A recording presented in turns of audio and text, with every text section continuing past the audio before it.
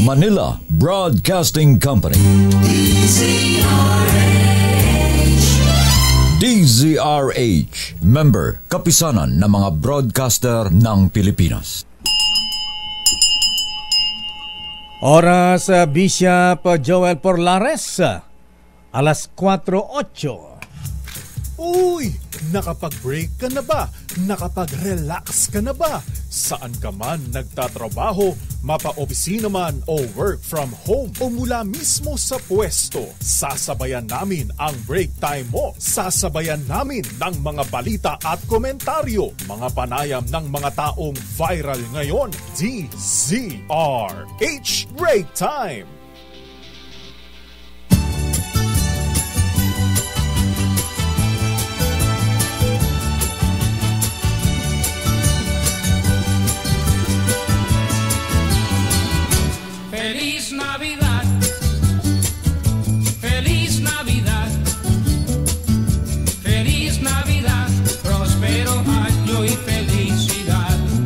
Marami ba yung napalano ng raffle, paraffle? Wala, lakay, tagapalakpak lang. Hindi ka man lang nanalo ng kettle, ha? Wala, lakay. May crew, wala din ng ala. Tapos nagpamigay ng mga cash. Awan. Magkano yung cash? May 5,000. May 10,000. Ni plancha, di ka man lang nanalo? Wala, kahit nga curlash pang-curlash na lang, wala talaga. Magandang hapon, Pilipinas. Ako po si Deo Macalma. Ako naman, Thea Petro Corpus. At narito ang headlines ng ating mabalita ngayong araw ng Martes at 19 ng buwan ng Disyembre. Resignation ni Senator Tol Tolentino bilang chairman ng Senate Blue Ribbon Committee, kinumpirma na. Kongreso magiging bukas sakaling ipagharap ng impeachment complaint si Vice President Sara Duterte ayon kay Speaker Romualdez. Abangan nyo yung buwelta ni Inday. Baka may maimpis naman presidente. Naba? Kamara de Representantes hindi na mapipigil sa charter change. Pagtalakay sa Chacha, uunahin daw sa pagpasok ng bagong taon na 2024. Strategy ng Pilipinas laban sa pambabraso ng China sa West Philippine Sea, babaguhin diplomatic efforts mistulang hindi na epektibo ayon kay Pangulong BBM. Araw ang kaso naman ng COVID-19 sa bansa. Tumaas ng halos 50%. Illegal na paputok nanganganib na lumaganap kapag ipinatupad ang firecracker ban ayon sa grupo ng mga manufacturer ng paputok. Tigil pasada naman ng piston at manibela kinantsawan ng MMDA. Hindi raw sila nababahala kahit tumagal pa ng isang taon ang kanilang transport strike. Dalawang kontrobersyal na programa ng SMNI sinuspindi ng MTRCB. Samantala, pagkamatay ng veterano aktor na si Ronaldo Valdez, nanatiling mahiwaga. Ba't hindi ba sila kumbinsido na siya ay nagbaril sa sarili? Makasama sa bahay na aktor isinalang sa paraffin test.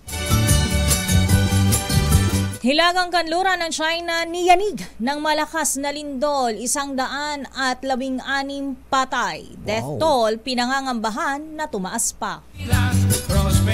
Samantala, kinumpirma ni Senator Francis Tol Tolentino na magre-resign na siya bilang chairman at miyembro ng Senate Blue Ribbon Committee. At ganoon din sa Commission on Appointments. Pero nilinaw nito na hindi ito resignation kundi pagkilala o pagsunod lamang sa isang kasunduan.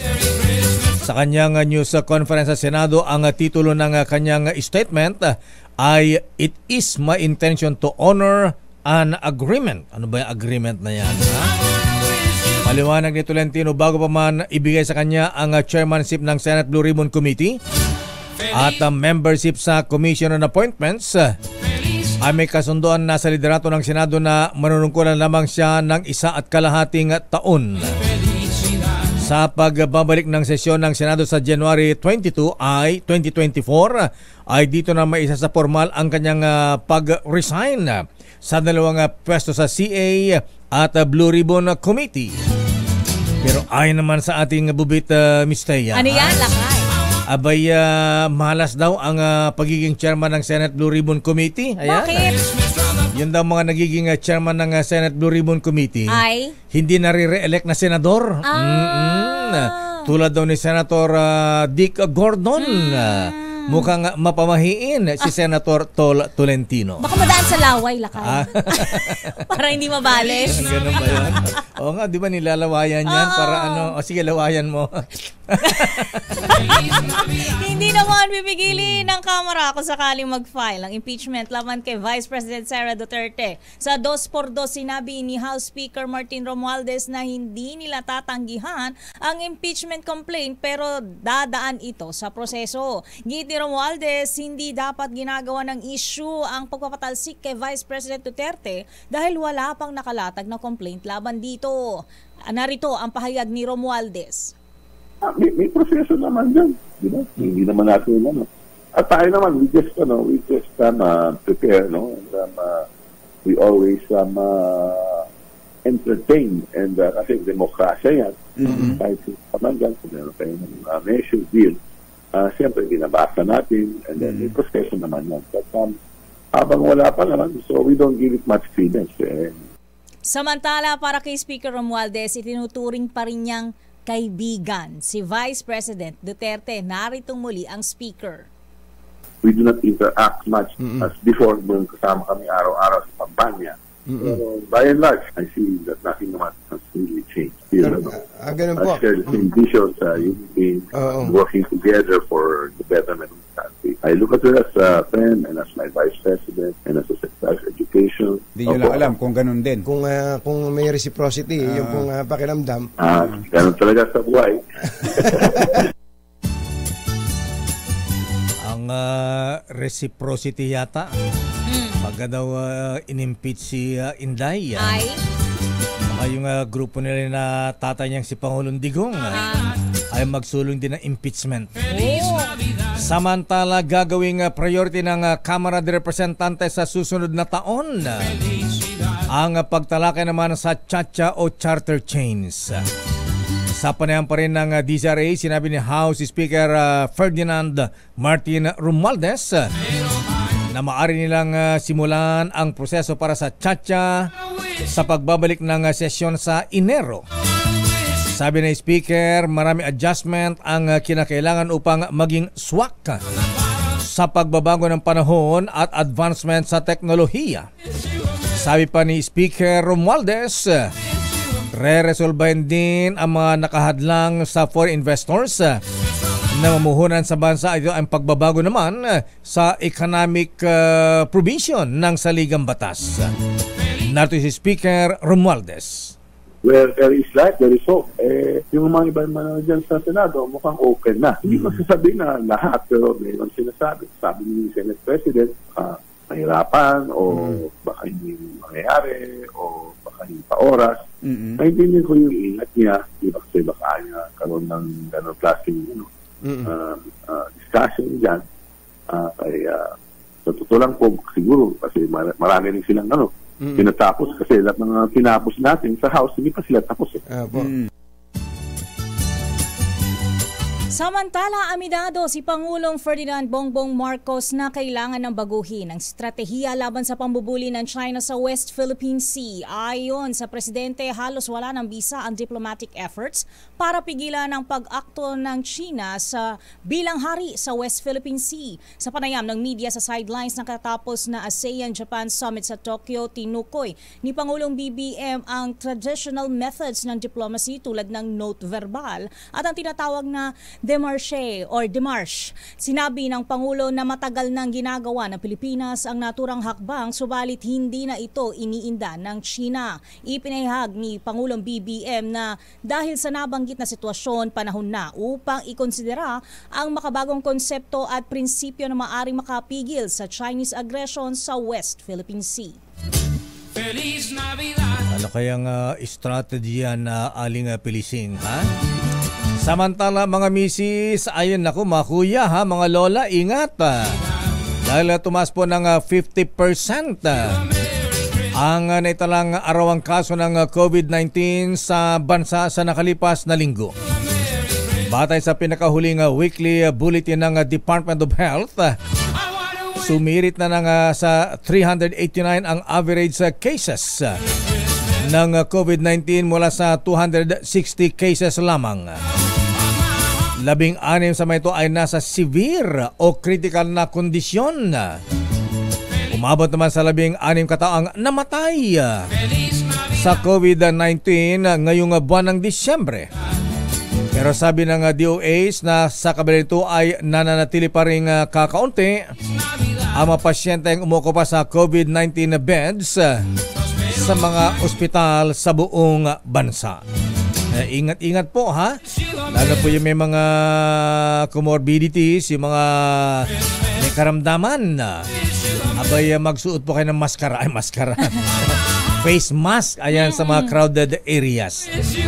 Samantala, lakay panahon ng putukan at dadami lang ang mga illegal na paputok sa bansa kung magkakaroon ng total ban sa firecrackers. Ito ang sinabi ni Joven Ong, presidente ng Philippine Fireworks Association, sa isinusulong na total ban sa paputok ni DILG Secretary Benher Abalos. Ayon kay Ong, handa silang kausapin si Abalos upang ipaliwanag ang kanilang panig at ipaunawa ang kanilang industriya. Lumalabas lang daw na nabigyan pa ng reward ang mga illegal na manufacturer ng paputok kung magkakaroon ng total ban. Narito ang pahayag ni Ong.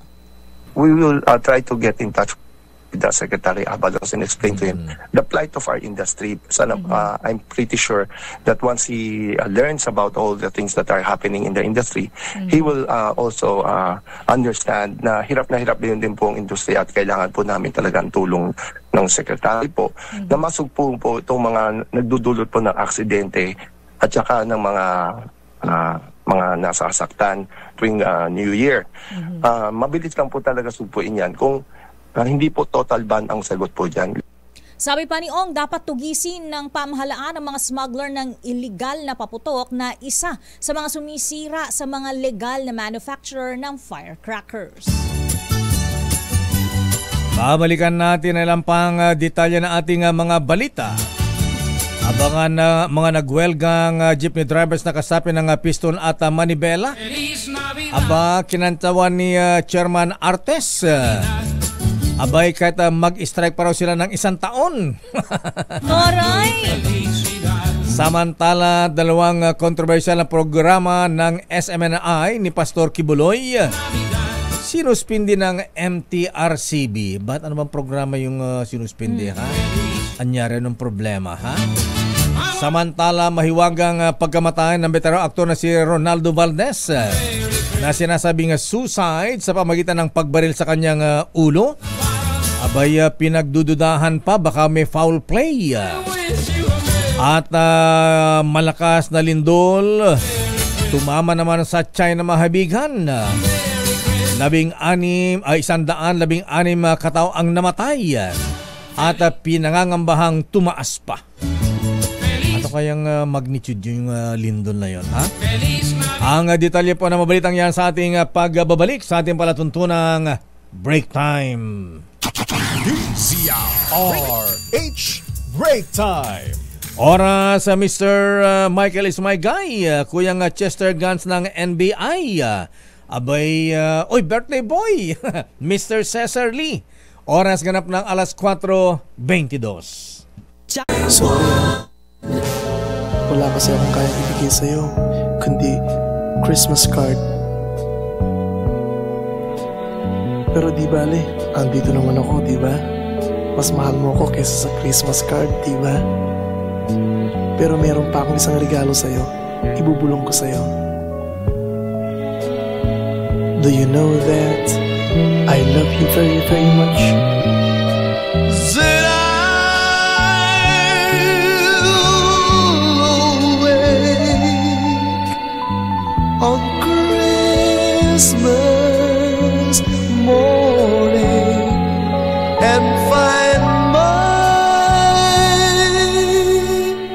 stockings filled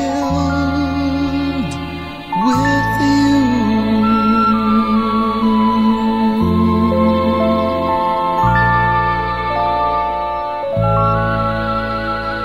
Merry Christmas, Miss Thea. 6 na puyat na lang, Lakay. Kahit na puyat, fresh na fresh ka pa rin.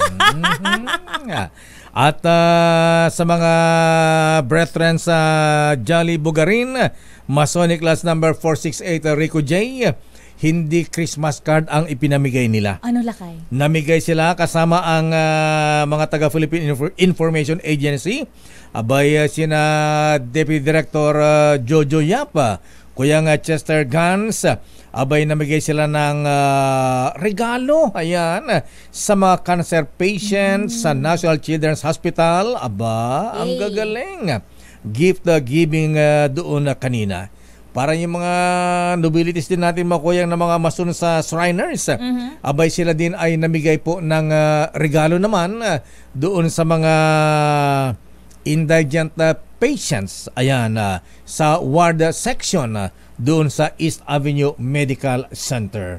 Mabuhay po kayo, mahuyang. Ang babait ninyo. Thank you. Samantala, balikan natin ang detalye ng ating mga balita. Ay Merry Christmas ninang Dr. Isa Suntay, Dr. Lina Laureta, Dr. Bengli at ninong Dr. Alan Bracho. Ha? Merry Christmas po. Ayan. At isama na natin si ninong Konsehal Raul Aquino ng Taguig. Ayan. Taguig. Sama rin natin si Mayor Lani Cayetano. Ha? Oo, tsaka si Mayor Abi na mag-best friend. Sa detalye pa natin mga balita, handa daw ang buong Metro Manila Development Authority MMDA sa 2 linggong tigil pasada ng piston at manibela kontra sa hindi naman na PUV modernization ang kinokontra nila ha? Yung franchise consolidation. Ayon kay MMDA Acting Chairperson Attorney Don Artes, handa daw ang kanilang ahensya kahit tumagal pa ng 1 taon ang tigil pasada ng mga jeepney drivers. Hala, kamunan na ha? Para impeachment lang yan ha? Katulad na lamang na Interagency Command Center na nag-monitor sa mga apektadong lugar para sa pre-positioning at dispatching ng daan-daang rescue vehicles para sa libreng sakay.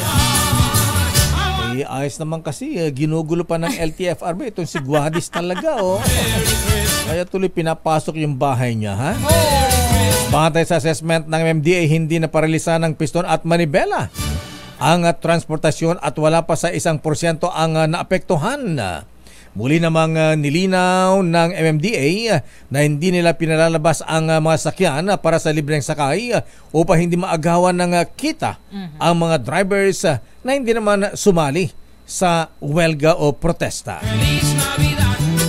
Samantala, Lakay, sinuspinde ng Movie and Television Review and Classification Board o MTRCB ng 14 na araw ang 2 programa ng SMNI TV Network. Sa inilabas na desisyon ng MTRCB mula kahapon ay hindi na pinayagang umere ang mga programang Gikan sa Masa, Para sa Masa at Laban Kasama ang Bayan. Suspindido ang Gikan sa Masa, Para sa Masa sa umano'y death threats, habang ang Laban Kasama ang Bayan naman ay sinuspindi dahil sa ipinakalat na umano'y 1.8 billion pesos na travel fund ni House Speaker Romualdez. Standby sa ating mga reports. Sa mga reporter na hindi pa nagbabakasyon. Parang wala siyang balak lakay. Fight ng fight, go ng go. Dumako muna tayo sa Philippine Ports Authority na sa ating linya si Miss Eunice. Eunice, sa Monte, alamin nga natin kung kumusta ang mga pantalan ngayong marami na ang magsisipag-uwian sa mga probinsya at yung mga taga-probinsyang magpupuntahan naman dito sa Metro Manila. Miss Eunice Samonte, magandang hapon sa iyo, Ninang. Magandang hapon po, Ninong Deo at Ma'am Thea, Ninong Thea. Mano po? Ayan, Ninang Eunice, pasensya na po ipapadala kong Christmas card, ha?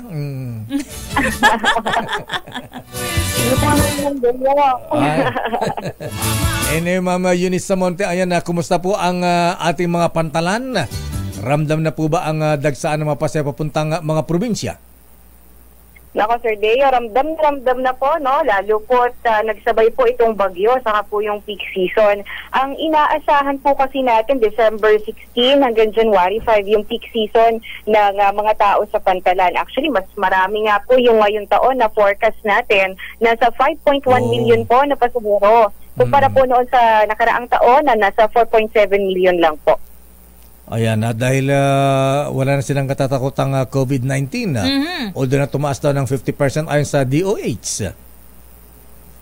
Tama po, Sir Deo. Saka po malaking tulong po na lifted na yung mga restriction po. Pero pinapagsuot pa rin po namin, na-encourage pa rin po namin ang mga pasahero na magsuot po ng face mask dahil iba pa rin po yung handa, lalo na po hindi natin nakikita ang virus. Ano ma'am, sa mga puerto merong sa barko, vapor, no face mask, no entry, may ganun ba? May ganyan pa rin po ba? Nako, wala naman po gano'n. Pero tayo po ay highly encouraged lang natin yung mga pasahero dahil po karamihan talaga, Sir Deo at Ma'am Thea, dagsana po pagdating pa lang ng December 22. Pero ngayon po sa monitoring natin, meron na rin po mangilan-ngilan kahit po ngayon pa lang. Miss Eunice, matanong ko lang din, sanitize pa rin ba ang kapaligiran dyan sa PPA? Kamusta yes, po? Meron pa rin po tayong mga pinatutupad na pagbibigay po ng mga alcohol, no? Kapag po dito po sa pantalan, meron po tayo mga charging station, saka water refilling station, at may mga nakaanta din po tayo dyan na alcohol. Lalo na po, may ilan po tayo mga pasahero ngayon na stranded po dahil po sa bagyong Kabayan. Saan po, ma'am, yung mga na-stranded at gaano po karami yan? Per day, meron po tayong 621 na stranded na pasahero.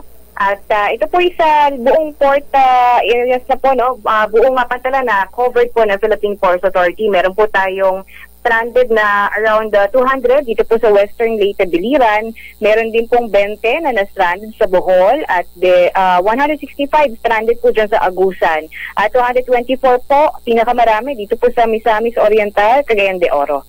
Ano po ang advice ninyo, Ma'am Eunice, sa ating mga paserong sasakyan ng vapor papuntang mga probinsya? Nako, bago po pumunta sa mga ninong at ninang sa probinsya, ugaliin po na mag-check ng biyahe sa inyo pong shipping line para po maiwasan natin yung pagdagsa sa pantalan kung kanselado naman po yung kanilang biyahe mula po sa mga abiso ng Philippine Coast Guard o kaya po ng shipping lines. At ugaliin po nating magdala ng face mask na rin, no, para sa atin na rin po. Hindi naman po siya required pero highly encouraged natin. And payo na lamang po, wag na po masyadong magdala ng napakaraming gamit. No, wag na po magdala ng mga butane, yung mga gas, saka po yung mga pangluto sa probinsya. At ito po ay naka-red alert pa po tayo at nakatutok po tayo sa mga madadalang mga matutulis na bagay. Wag na po yan, pati po yung mga alak, saka po yung mga flammable materials po. Paano naman si Miss Thea uuwi ng probinsya, magpaparapon ng refrigerator, malalaking TV, washing machine. Paano po yan? Kakasya ba? Pwede po ba may limit din po? Naku, Ma'am Thea, diretso nyo na lang po dito sa mga kawani ng Philippine Ports Authority. And joke lang. Ma'am Thea, bawal po kasi yung mga sobrang lalaki na gamit dahil po meron lang po tayo mga limit lang po. Ganun ba? Hindi ba katulad sa aeroplano na merong mga pang malaki ang bagahe? Ganon? Parang cargo, ganyan? Opo, meron din naman po, depende po doon sa pinatutupad po ng shipping lines. Pero may mga karanasan din po talaga tayo na ganyan. Sa katunayan po, yung ibang mga pasahero po natin, minsan may dalang refrigerator nga po, tama kayo sa Deo, at saka po yung mga cabinet. At syempre, hindi po mawawala yung mga biskuit na lata. Yung nakatimba. Sa balde. Ayan, hindi ka galing sa Manila kung wala kang pasalubong na ganon. Tama po. Paano po yung karne pala, Lakay? Pwede ba magpapauit din ako magpadala rin ako, magdala ako mga bitbit ng tapa, karne, mga hamon, mga ganon. chorizo. Ayun po, Ma'am Thea. Paalala din po natin nga pala sa ating mga kababayan na sasakay po sa mga pantalan. Meron pong mga itinagbabawal sa ilang LGU. For example po sa PMO Batangas, sa Port of Batangas, bawal po yung mga pork products na papuntang Mindoro kasi po merong ordinance yung Mindoro na bawal po yung mga pork products sa kanila, bunsod po ng ASF. Ayun. So may mga nakukumpista po tayo ng mga marinated na barbecue na po, no? At saka yung mga tocino at mga pork products. So yun po, check muna po nila sa pupuntahan na LGU nila. Yan, kumusta po mga taga-PPA? Malaki daw ang bonus nyo, tig 50,000, Ma'am Eunice. Naku, wala pong ganyan, Sir Beo. Fake news pala yun. Ma'am Wala rin po kami holiday dahil po naka-duty sa mga pantalan at kayo po ang uwian. Okay. Baka 49 lang, Lakay. 49,000. Ma'am Eunice, maraming Ma'am Eunice, maraming salamat at Merry Christmas, Happy New Year. Merry Christmas po, Ninong Deo at Ninang Thea. Happy New Year po. Email ko na lang po yung regalo ko sa inyo. Text. Sige po. Ma'am Eunice Samonte, ang spokesperson ng Philippine Ports Authority. Samantala, hatawin natin ang mga reports mula kay Raymond Dadpaas mula sa Kamara. Nakabakasyon na ba si reporter in Malacanang? Ha? Ano ba ang latest sa Malacanang? Gusto pa rin sanang makatikim ng libreng puto bongbong. Oo, tsaka bibingka lang. Ayan, masarap ba ang puto bongbong ni Presidente? Ayan. May kasabang kape at tsaka empanada. Yung tsokolate. Tsokolate. Ba yun, Lakay? Yung binatikol ba yun? Batikol. Batikol. Anong tama ba? Batirol. Batikol. Sorry, batirol. Batirol, ayan. Meron ba nga ganyan Mr. President? Pwede ba makipagsimbang gabi kasi open daw sa public ha? Ayan. Wala man limit kaya yun, Lakay? First 100, ganyan. Oo nga, ha? At hanggang anong oras yan? Pwede bang mag-overnight sa Malacanang? Oo, para abot na abot ako sa bibingka tsaka puto bongbong, Lakay. Samantala, banta ng destabilisasyon. Hala? Totoo nga. Banta sa destabilisasyon. Naku, yun na nga bang sinasabi natin, Aling Pilising, ha? Abay, bantang destabilisasyon. Ba't may kukur-kuku ba, Julio Iglesias? Laban kay Pangulong Ferdinand Bongbong Marcos Jr., konektado sa issue ng West Philippine Sea. Naku, yun na ba sinasabi natin? Ano ba itong destabilisasyon, Raymond? Kasama na ba rito ang mga coup-rumor o kaya impeachment din? Laban kay Pangulong Marcos pagka itinuloy ang impeachment? Laban kay Vice President Inday Sara Duterte Carpio? Sino may sabi niyan? Aris number 28, Raymond Dadpaas. Please come in, Raymond. Mayor Ms. Thea, konektado sa usapin ng West Philippine Sea ang bali-balitang destabilisasyon laban sa administrasyon ni Pangulong Bongbong Marcos. Ito ang paniniwala ni Senador J.B. Ejercito kasunod ng mga reports na may mga dating opisyal ng militar ang hinihimok na sumama sa kudita. Sa kapihan sa Senado, sinabi ni Ejercito na dahil sa matinding gusot sa West Philippine Sea ay kailangan nilang gumawa ng ingay sa loob upang mawala ang ating atensyon laban sa China. Hinala ng Senador kumikilos ang China para pondohan at manghimok ng mga grupo na pagpakalat ng kanilang claim sa South China Sea at sila'y suportahan. Kasama na dito ang mga trolls na mga kakampi ni dating Pangulong Rodrigo Duterte na pabor sa China. Ganun pa man inabsulto nito ang dating Pangulo sa anumang mga gusot sa politika na nangyayari ngayon sa ating bansa. Narito si Senador J.D. Ejercito. Hindi malayo, as I mentioned earlier, because of the situation in the West Philippine Sea.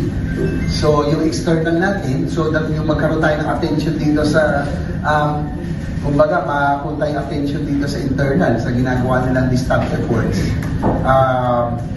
it's not far-fetched that they are funded.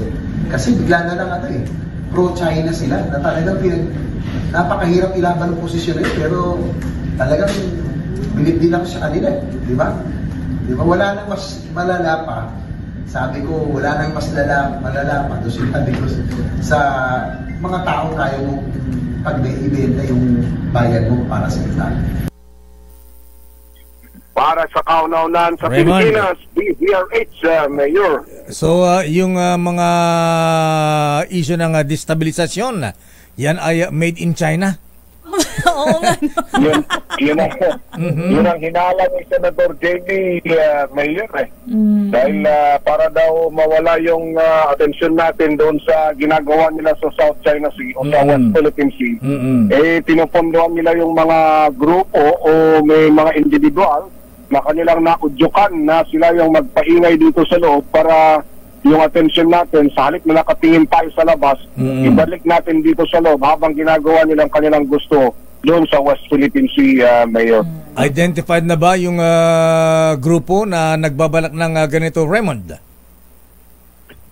Mukhang mayroon din silang mga impormasyon na tinatanggap, Mayor, kaya lang publicly hindi lalantad kung anong grupo ang mga ito at kung kilala, pero mukhang may mga natatanggap silang mga impormasyon na ganyan na Mayor. Siguro may mga sinusubaybayan na rin sila dahil tinitiktikan dahil sabi nga ng ating AFP Chief, General Romeo Browner, abay inamin sa isang speech sa Palawan na infiltrated na ang AFP.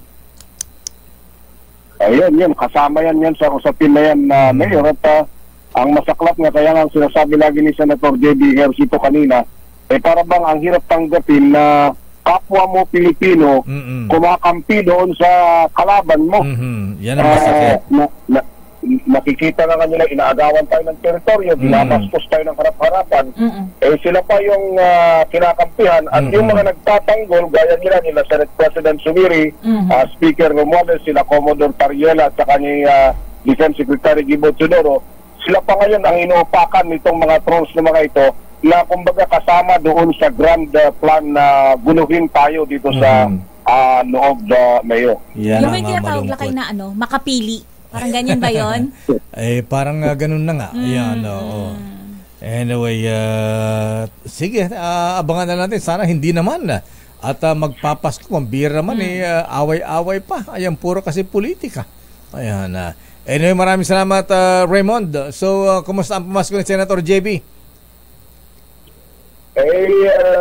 Mabait man si Senator JB. Hindi yan, madaling kausap. Hindi katulad ng iba, madaling kausap pero mahirap hanapin. Ayun, yun nabanggit mo, Mayor.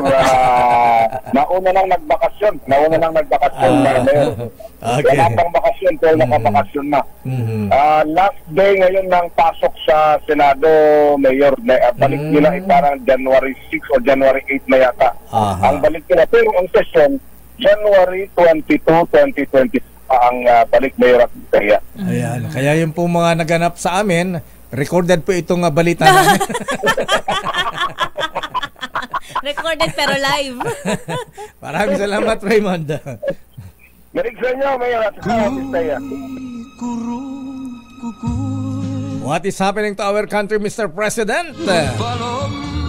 Sa iba pang mga balita, Miss Thea. Suspensyon ng MTRCB sa 2 shows ng SMNI dapat noon pa. Sino nagsabi niyan? RH12 Milky Rigonan. Manang Milky. Long overdue itong reaksyon, Thea, at lakay ni House Deputy Minority Leader at ACT Teachers Party List Representative Franz Castro sa desisyon ng MTRCB na patawan ng 14-day preventive suspension ang 2 show ng SMNI o Sunshine Media Network International. Ang kay Castro, kahit medyo huli na ang aksyon ng MTRCB, nagawa ng paraan para matigil ang red tagging, pagpapakalat ng fake news at pagbabanta. Ang ipinailalim ng MTRCB sa 14-day preventive suspension ay ang laban kasama ang bayan dahil sa fake news sa umano'y 1.8 billion pesos na travel fund ni House Speaker Martin Romualdez. Nagkasanang investigasyon tungkol dito ang Kamara pero walang maipakitang ebidensya ang mga angkor na sina Jeffrey Celis, at Lorraine Badoy sa kanilang alegasyon kay Romualdez, kaya napatawa naman ito ng kasong contempt at na-detain pa sa Kamara. Samantala, ang gikan sa masa para sa masa ay sinuspindi dahil sa naturang programa ay pinagbantaan ni dating Pangulong Rodrigo Duterte si Congresswoman Castro. Sabi ni Castro, marahil ito na rin ang simula para papanagutin ng mga taong nasa likod ng SMNI na anya ay sa red tagging at pagpapakalat ng mga mali at walang batayang balita. Para sa kauna-una sa Pilipinas, DZRH, ako si Milk Regunan. Tuloy-tuloy sa pagbabalita, tuloy-tuloy sa serbisyo, sama-sama tayo, Pilipino. Maraming salamat, Manang Milky Regunan. Babalikan po natin lang pang detalye ng ating mga balita. Nagkaroon nga ba ng foul play sa pagkamatay ni aktor Ronaldo Valdez? Sana wag naman na, ano ha? Kapag bibintakan pa yung mga kasambahay, mga kasama sa bahay. Happy birthday muna kay Ninong. Mr. Cecily, happy birthday, bossing sir, ha? Abay, binabati kay ni Aling Baby. Ayan, si Joanne, si Mike, si Celine. At siyempre, binabati na kay ni Dr. Alan Racho. At si Konsehal Raul Aquino ng Taguig City Hall. Happy birthday, Brad Justice Rudy Palatao. Attorney Remy Domingo ang RD ng Muntinlupa. At siyempre Mr. Alex Kapinya ng Sandigan 82 Association Incorporated. Happy birthday Kuyang Noel Pangilinan at Noel Antonio Banderas. At congratulations muna sa mga newly elected officers ng Dapitan Masonic Lodge number 21. Aba, sabi ni Kuyang Angel, hayan, ang mabayad ang unang Worshipful Master-elect. Congrats Kuyang Joey Briones, Senior Warden-elect Nelvin Timpogme, Junior Warden-elect Oliver Mendoza, Secretary Mel Villar at Auditor, aba, ikaw pala Kuyang Pong. Pong, kuna naman ten, Pong Makatangay. Congratulations sa mga newly elected officers ng Dapitan Masonic Lodge. Ang detalye po ng ating mga balita sa ating pagbabalik. Oras, Miss Thea. Kulang-kulang 9 na minuto bago mag-alas 5. Ay, alas 4:53, Mr. Lourdes Vera. Ay, para sa mga may dollar po dyan, ha? Abay, lumalakas ang dollar, humihina ang piso, ha? Ang palitan ng dolyar ngayon na Miss Thea, yung dollar mong katago-tago. How much na kay? Abay, sabi na ating business correspondent Michael Ismaygay, nagsara ang trading sa halagang 55 pesos and 95 centavos kada dollar. Ipitin mo pala kay, baka dagdagan mo eh. Baka bukas, baka maging 56 na yan. Samantala, sumailalim pa rin sa paraffin test ang mga kasambahay at lahat ng mga iba pang kasamaan sa tahanan ng namatay na si aktor Ronaldo Valdez o James Gibbs sa tunay na buhay.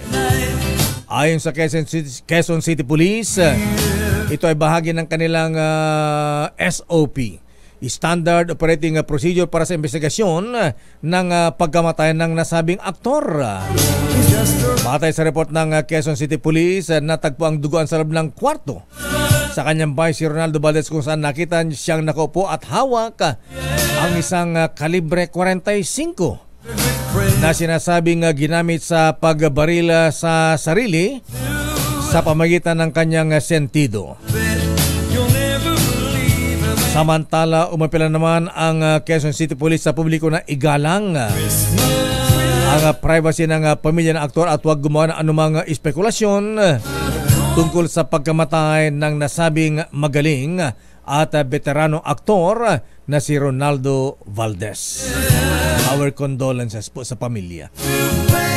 Samantala, ito lakay, magandang balita dahil nakatanggap ng MacBook Air laptops ang mga secondary, public school teacher at punong guro sa Bataan. Nasa 2,500 MacBook ang pamasko sa mga guro ng pamahalaang panlalawigan ng Bataan kahapon. Ayon kay Bataan Governor Joet Garcia, layunin nilang magamit ito ng mga guro sa SEPTO Learning Management System na magbibigay ng access sa mga mag-aaral sa learning materials ng mga guro.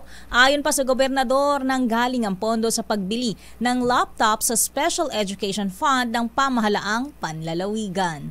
Yan, mabilis-bilis lakay para hindi masyadong nagahang.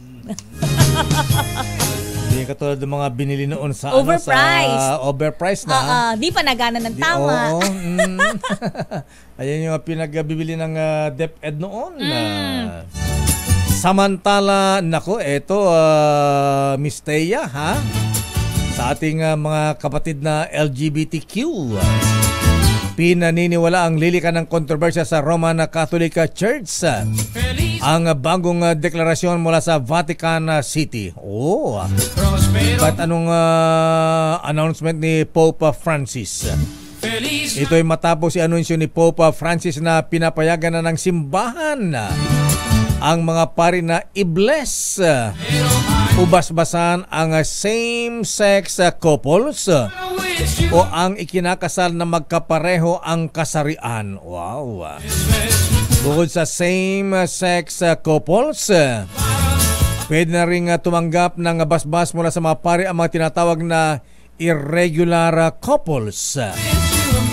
Sa kabila nito ay niliwanag ng Vatican ang naturang aktibidad ay hindi bahagi ng regular na church rituals at walang koneksyon o kaugnayan sa kasal o civil unions. Sinabi sa deklarasyon mula sa Vatican na mananatiling solido ang paninindigan ng Catholic Church na ang kasal ay ginagawa lamang sa pagitan ng babae at lalaki. Sinabi pa ng Vatican ang desisyon na payagan ang mga pari na basbasan ang same-sex couples ay senyales na welcome ang lahat sa mata ng Diyos. Medyo magulo nga yan. Oo, may basbas pero hindi kasal lakay, parang ganyan, ano? Well, good news sa mga kapatid natin sa LGBTQ. Pwede silang magpakasal ng engrande. Ayan. At pwede silang magpakasal sa Manila Cathedral. Ayan, di ba? And now it will be known to everyone. Yes.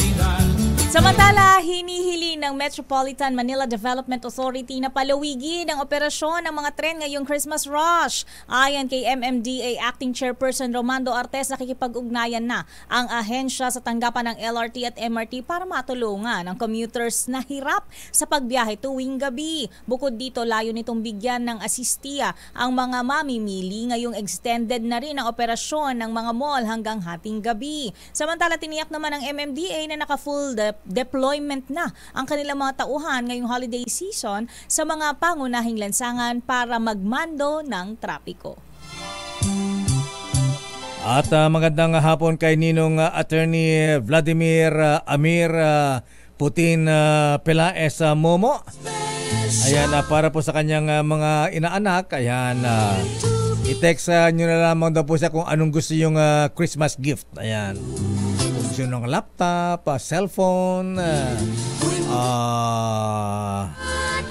ano bang yung mahaling gadget sa mga bata? Tablet lakay? Tablet tsaka yung which one? PSP? Ayan, PlayStation. Xbox? Mga ganyan. Talagang iba talaga galante ang Kuyang Amira Pelaez sa kanyang mga inaanak. Ganyan, lakay ang naka-box? Yes. Naka-ribbon? Pila ko. Parang si Musulsipul Congressman Romeo Momo, na napakagalante sa kanyang mga inaanak at mga constituents. Ayan. Sana constituents tayo nila. Ano? Sana all lakay. Samantala, magpapakalat naman ng 7,000 tauhan. Wow, kadami, ha? Ang Manila Police District para sa prohisyon ng itim na Nazareno sa January 9, 2024. Ayon kay MPD Director Colonel Thomas Arnold Ibay, Inasa nilang mas marami ang mga debotong lalahok ngayon matapos matigil ang presyo ng 3 taon dahil nga sa COVID-19 o pandemya. Samantala, ipagbabawal na ngayon ang pag-akyat sa andas, ngunit maaari silang maghagis ng kanilang mga bimpo sa imahe ng Black Nazarene. Pwede ba yan, Boy Gonzales, ay nakalalagyan doon ng bulletproof yung yung andas. Yan. Pairalin din ang maigpit na seguridad sa buong lungsod ng Maynila para sa kaligtasan ng lahat ng mga deboto at mga bibisita para sa kapistahan ng itim na Nazareno. Samantala, lakay na mahagi ng Sino? Noche Buena package ang MMDA sa ilang piling motorista Ay, sa kahabaan oo. ng EDSA kaninang umaga. Pinangunahan ni MMDA Chairman Attorney Don Artes ang pamamahagi kasama ang iba pang opisyal na nag-ala Santa Claus habang namimigay ng regalo. Kabilang din sa mga binigyan ay ilang mga natikitan dahil sa paglabag sa batas trapiko. Samantala, muling pinayuhan ng MMDA ang publiko na planuhing mabuti ang kanilang ruta dahil sa inaasahang tuloy-tuloy na pagbibigat sa daloy ng trapiko ngayong Christmas rush. Kaya lang, Chairman Don Artes, bakit na-traffic yata si Santa Claus ng MMDA? Bakit? Hindi umabot ng Roas Boulevard. Ayun nga, lakay. Hindi umabot ng Taft Avenue at saka Espanya. Ayan, inabangan pa naman. Oo. Samantala sa ating balitang showbiz sa Miss Thea. Alden Richards, itinangging nanliligaw kay Catherine Bernardo. Bakit naman? Diba? Okay naman. Hiwalay na sila ni... Hindi, siguro lakay, nag-aantay pa rin ng 3-month rule. Ganun ba yun? Meron bang ganyan-ganyan din sa ano? Oo, sa panliligaw, kung ligaw, pasok ng pasok, lakay, baka hindi ka welcome pa. Diba? Baka no entry pa eh. Itatali mo ang balitang yan, Miss Alia Ecatlo, the 4th. Lakay at Miss Thea, totoo na meron nga 3 months rule, pero mariing pinabulaanan ng aktor na si Alden Richards. Miss Ali, yung 3-month rule, hindi palo si Romel Fertes dyan. Bakit? Sabi ni Romel, di mo naman ligaw ka daw pagka-depress yung yung isang partner. Ayan. Para pasok agad, pasok sa banga. Pasok sa banga, tsaka para merong shoulder to cry on. Ikaw agad ang takbuhan, lakay ng pusong sawi. Mas madali daw mapasagot pagka ganon. Tanong mo kay Romel Fertes. Baka hindi magtagal kapag ganon. Ganon ba yun? Tanong natin kay Alia. Lakay, pagkatas ko mag-report, tatanungin ko yan kay Romel Fertes. Alam na eksperto dyan. Maring pinabulaanan ni Alden Richards sa mga chismis sa social media na nililigawan niya si Catherine Bernardo matapos i-anunsyang hiwalayan nila ni Daniel Padilla. Maraming netizens kasi ang nililink ang dalawa at pinaniniwalaan ang kumakalat na issue. Tumangging magbigay ng komento si Alden tungkol sa hiwalayang Catherine at Daniel dahil mainit pa umano ang usapin. Pangamba ng aktor, baka masali ulit siya sa usapan at mabash kapag nagsalita pa siya. Hindi rin daw siya mahilig makisawsaw sa issue ng iba at mataas ang kanyang respeto sa dalawang aktor. Nang tanungin kung nag-reach out na siya para i-comfort ang actress, hindi pa raw niya ito nagagawa dahil personal na issue na raw ito ni Catherine.